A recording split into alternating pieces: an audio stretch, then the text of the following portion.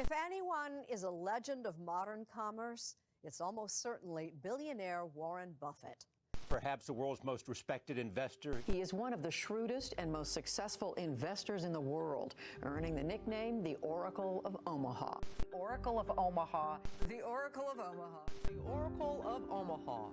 Warren Buffett. Warren Buffett. Warren Buffett. Joining us right now is Berkshire Hathaway's chairman and CEO, Warren Buffett. Most people have heard about Warren Buffett, a financial icon of the past century. He built his staggering wealth of roughly $124 billion through stocks, and even once was called the richest man of the world. But Warren Buffett is not like the typical stock traders you see in the movies. This billionaire drives the same car for 10 years. And no, it's not a Lamborghini. There's a lot more that separates Warren Buffett from the other billionaires. Living in the same home you've lived in for 40 years, why? It's what I enjoy. You know, I like just the way I lived 30 years ago, and I live that way now. The only difference is I have a plane I can try to travel around in privately. The books I read, the television I watch, whatever it may be, the bridge I play, it's what I want to do in life. Despite being one of the richest people on earth, this man is not one to spend millions on parties, watches or expensive cars. A habit he developed when he was very young. Warren Buffett was born in 1930 as the son of Howard Buffett, a businessman that owned a small stock brokerage firm and later became a US congressman. It comes as no surprise that Warren Buffett got in the stock market at a very young age. You made your first investment when you were 11 years old? In 1942, 80 years ago, I took $114.75, every penny I'd saved, and I bought 3 shares of City Service Preferred. At age 14 he bought a 40-acre farm, which he rented out to a farmer. It is clear that Buffett had a huge interest in investing since a very young age. But money wasn't his only drive. I just read and read and read. I've always enjoyed reading. I love reading biographies, for example. Warren Buffett always had an interest in learning. After finishing high school, Buffett earned a Bachelor of Science in Business Administration. However, he wasn't too keen on going to college again. But after hearing that Benjamin Graham, the pioneer of value investing, taught at Columbia University Business School, Buffett enrolled to be mentored by him. While attending college, he kept investing. When he received his degree, he amassed roughly $10,000 in savings. That is around $125 today. After graduating college, Buffett tried to land a job with his mentor, Benjamin Graham, even offering to work for free. But Graham refused. So the now 21-year-old Buffett returned home to work at his father's stock brokerage. While there, he kept trying to work for Benjamin Graham. He came up with studies and suggested stock options to Graham. Years passed and Graham finally called Warren, offering him a job. And without even asking what his salary would be, he accepted. Buffett worked for Graham for 2 years, until Graham decided to retire in 1956, causing Buffett to return to Omaha and set up his own shop. The 2 years Buffett worked for Graham were not in vain.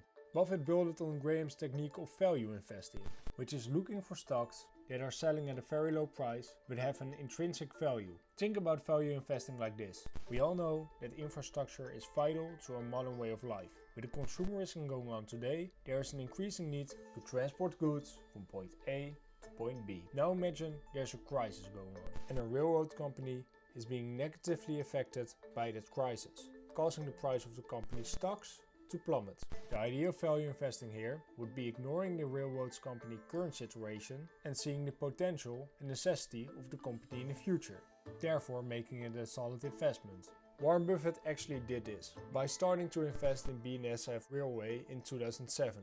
Okay, back to Warren Buffett's life. In 1952, Buffett married Susan Thompson, and at this point in time, he was worth well over $170,000. Which is about $1.8 million today. He bought his house in Omaha in 1958 and he still lives there. In 1959, Warren Buffett met his future vice president and good friend Charlie Munger, who was still a lawyer at that time. In the future, they would improve Graham's philosophy and make it their own. By the time he was 30 years old, he was already a millionaire. But it was in 1965 that Buffett invested in a company he is best known for today, a dying textile mill called Berkshire Hathaway. Berkshire Hathaway started to come alive again, and Buffett used the cash flow that came in to make other investments. In the next 10 years, his investing portfolio grew enormously. In 1975, Charlie Munger finally joined Berkshire, and in 1985, Berkshire Hathaway closed down the textile mill and went on as solely an investment holding company. Throughout the years, Berkshire invested in a lot more companies. Some of them you probably use on a regular basis. A few examples are Amazon, the Coca-Cola Company, American Express, Apple, Kraft Heinz, Visa, and many more. And today, Berkshire is worth almost $800 billion. Namely, thanks to Warren Buffett and his careful investing philosophy. Although Buffett's wealth went from thousands of dollars to billions of dollars, his lifestyle pretty much stayed the same. He drives the same car for years on end, eats the same food as he did when he was 6, namely fast food and burgers, and still lives in the same house he bought in 1958. So if he doesn't spend much money, then where will all his money go to when he dies? It will go to charity. Warren Buffett has just announced his annual charitable donations to the 5 philanthropies that will be receiving the bulk of his fortune. In 2020, the Oracle of Omaha is distributing 15.9 million Class B shares of Berkshire Hathaway that are valued at about $2.9 billion.